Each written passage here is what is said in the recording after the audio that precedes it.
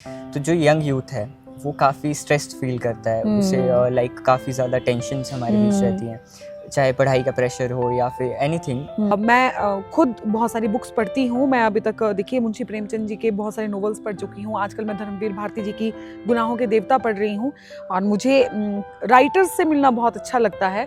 तो यहाँ पर समीर ने बात की है लव स्टोरी की भी और साथ में पुरुष प्रधान समाज की भी।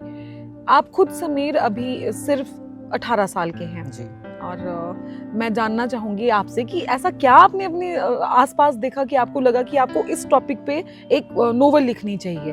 एंड जो राइट्स हैं वुमेन्स के लिए वो सिर्फ कागज़ तक ही सीमित हैं। एंड ग्राउंड रियलिटी अगर हम देखें, रियल वर्ल्ड में देखें तो मैन डोमिनेंस आज भी हमें देखने को मिलता है। तो आपको नहीं लगता कि ये जो मैसेज आप यूथ में फैलाना चाहते हैं ये थोड़ा चैलेंजिंग होगा आपके लिए?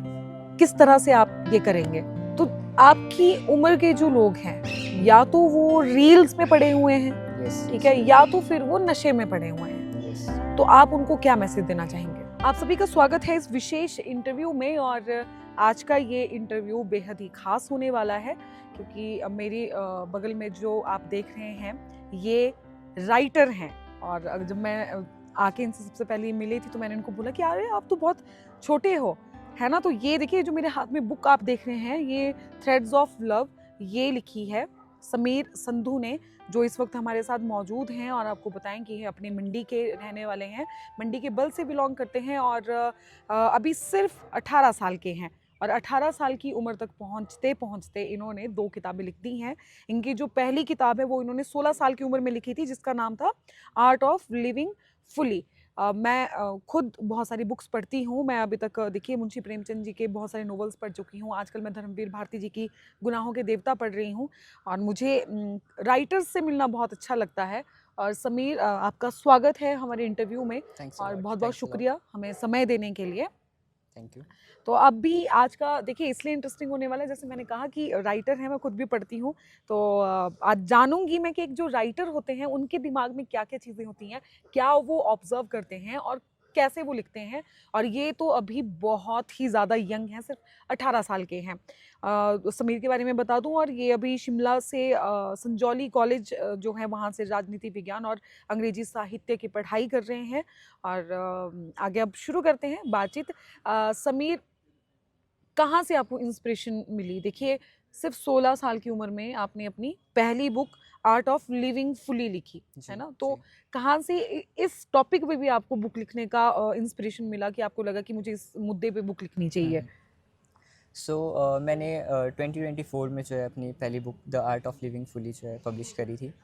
एंड वो बुक लिखने का जो आइडिया आया था, लाइक हमारी सोसाइटी में बहुत से यंग, स्पेशल अगर हम बात करें तो जो यंग यूथ है वो काफ़ी स्ट्रेस्ड फील करता है, उसे लाइक काफ़ी ज़्यादा टेंशन्स हमारे बीच रहती हैं, चाहे पढ़ाई का प्रेशर हो या फिर एनीथिंग। सो वो काफ़ी स्ट्रेस्ड रहता है। सो अगर हमें अपनी लाइफ को ब्यूटीफुली जीना कैसे है वो हम कहीं ना कहीं भूल से गए। सो इसलिए मैंने सोचा कि मुझे कुछ की पॉइंट्स जो हैं उस बुक में हाईलाइट करे गए हैं। सो इसी तरीके से हमने वहाँ लिखा है। बहुत अच्छी बात आपने बोली क्योंकि आज की जो यंग जनरेशन है, कंपटीशन इतना ज़्यादा हो चुका है कि बच्चों को समझ नहीं आता कि वो क्या करें, किस तरफ जाएं, कैसे रहें। पढ़ाई में कंपटीशन, खेल में कंपटीशन, अच्छे दिखने में कंपटीशन, बातचीत करने में कंपटीशन, मतलब हर एक जगह compete कर रहे हैं आजकल के बच्चे। और इसमें क्या होता है कि इसमें नेचुरली जो बच्चे हैं वो स्ट्रेस में चले जाते हैं। और आपकी अगर मैं दूसरी बुक की बात करूं, देखिए जो दूसरी बुक आपने लिखी है जो अभी यहाँ पर है थ्रेड्स ऑफ लव, जो आप मेरे देख रहे हैं हाथ में, इसका जो टॉपिक है मैं आपको बताऊं दर्शकों, वो बहुत ही बड़ा मुद्दा भी रहता है और टॉपिक भी रहता है जो इस बुक में समीर ने टच किया है और जिसके बारे में लिखा है। तो यहाँ पर समीर ने बात की है लव स्टोरी की भी और साथ में पुरुष प्रधान समाज की भी। आप खुद समीर अभी सिर्फ 18 साल के हैं जी। और मैं जानना चाहूंगी आपसे कि ऐसा क्या आपने अपने आसपास देखा कि आपको लगा कि आपको इस टॉपिक पे एक नोवेल लिखनी चाहिए? जी। और सो मैं अभी 18 इयर्स का ही हूँ। एंड आई नो कि मैं काफ़ी छोटा हूँ एज में, अभी बहुत सी दुनिया देखना बाकी है। बट जितना मैंने अभी तक देखा है, लाइक हमारी सोसाइटी में जो रूल्स हैं एंड जो राइट्स हैं वुमेंस के लिए, वो सिर्फ कागज़ तक ही सीमित हैं। एंड ग्राउंड रियलिटी अगर हम देखें, रियल वर्ल्ड में देखें, तो मैन डोमिनेंस आज भी हमें देखने को मिलता है। मीन्स ऐसे कई जैसे मौके होते हैं जहाँ पर बॉयज़ जो है हमेशा आगे रखा जाता है, उन्हें लड़कियों को हमेशा पीछे रखा जाता है, उन्हें इन्फीरियर समझा जाता है। सो ये सोसाइटी में आज भी प्रेवलेंट है। एंड आज हमने रिसेंट केस अगर हम लोग देखें, सो वो भी कोटली में ही हुआ है। एंड वो भी हमें ये दिखाता है कि लाइक आज के इतने मॉडर्न वर्ल्ड में भी वुमेन्स के कोई राइट कहाँ है। लाइक जो है वो सिर्फ पेपर पर ही है, एंड रियल वर्ल्ड में घर में क्या हो रहा है किसे नहीं पता। So that's all. मतलब ये देखिए, जब पुरुष प्रधान समाज की बात आती है, वैसे तो देखिए समीर, आजकल हम कहीं पे भी देखते हैं, कहीं पर अगर बात करते हैं तो यही बात की जाती है कि आजकल लड़का लड़की समान, सब बराबर महिला है। पुरुष सब बराबर हैं, सबको हम्म। बराबर के मौके दिए जा रहे हैं। बट ग्राउंड रियलिटी यही है कि कहीं ना कहीं महिलाओं को अभी भी दबाया जाता है ना। और देखिए समीर, जो आपकी वीडियो देख रहे हैं, जो पुरुष देख रहे होंगे आपकी वीडियो, ठीक है, आप उनको क्या मैसेज देना चाहेंगे इसी टॉपिक पे? पुरुष प्रधान जो समाज है, उससे ये पुरुष भी कैसे निकले बाहर? महिलाएं तो चाहती हैं निकलना, यस यस। लेकिन पुरुष भी किस तरह से बाहर निकले?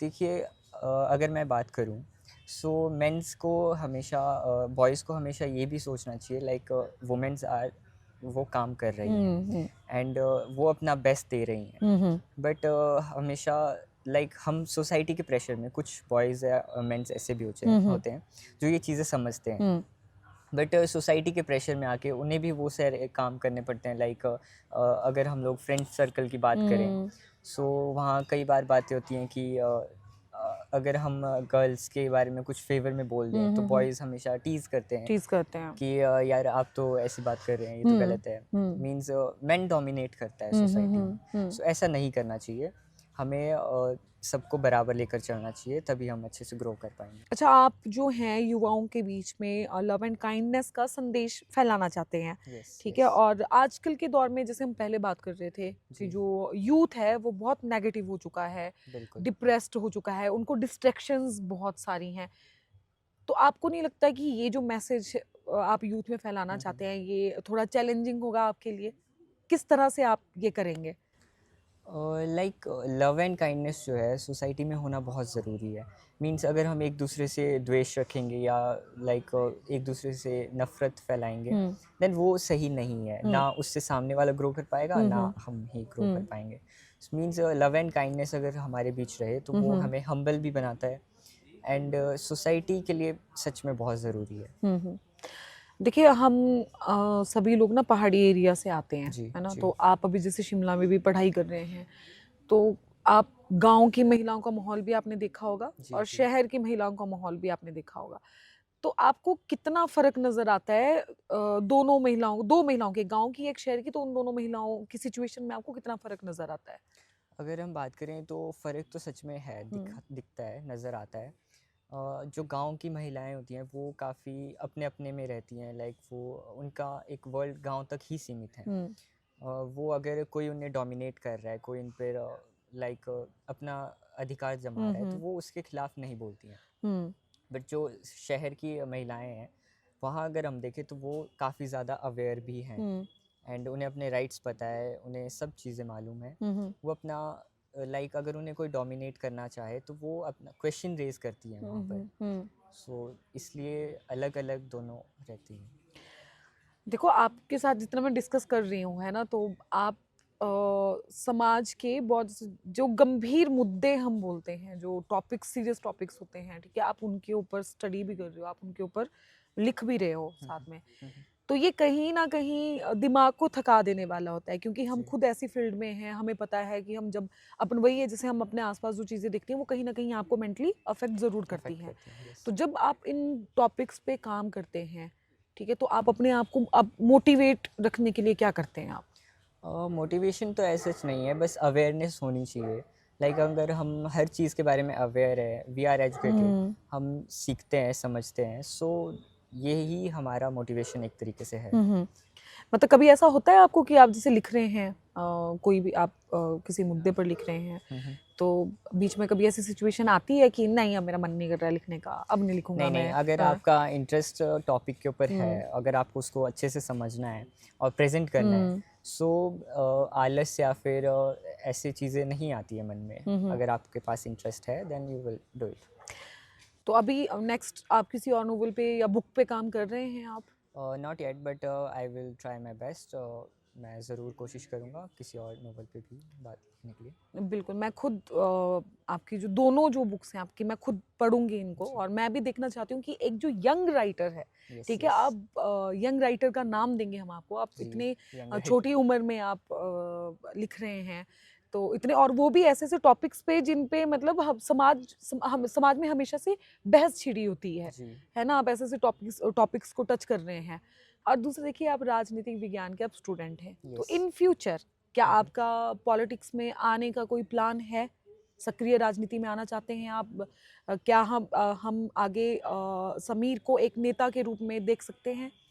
अगर इस पर बात करें तो हाँ, हो सकता है, it could be possible, because मेरा मानना है कि पॉलिटिक्स के ज़रिए ही अगर हम अपनी सोसाइटी को चेंज लाना चाहें, सो politics could be a very better option. Parliament से कुछ भी किया जा सकता है, and yes, may be. Okay, तो अगर आप आते हैं राजनीति में तो क्या आपकी प्राथमिक मुद्दे रहेंगे समाज को सुधारने के लिए? प्राथमिक मुद्दे वही हैं जो आज के समाज में प्रेवलेंट है। हम उन्हें कोशिश करेंगे कि अवेकन करें लोगों को, एंड अपना बेस्ट दें, because we are young students, and our nation also want young ones, because young minds जो है हमेशा न्यू आइडियाज़ लेकर आता है। So that's why I prefer. तो आपकी उम्र के जो लोग हैं, या तो वो रील्स में पड़े हुए हैं, यस, ठीक है, या तो फिर वो नशे में पड़े हुए हैं, यस। तो आप उनको क्या मैसेज देना चाहेंगे?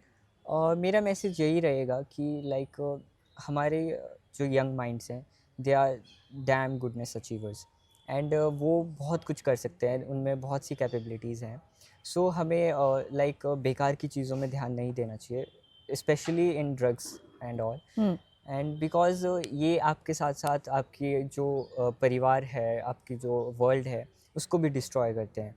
सो हमें इन सब चीज़ों से बेशक से दूर रहना चाहिए, एंड हमें हमेशा नई चीज़ें सीखनी चाहिए, नया काम करना चाहिए।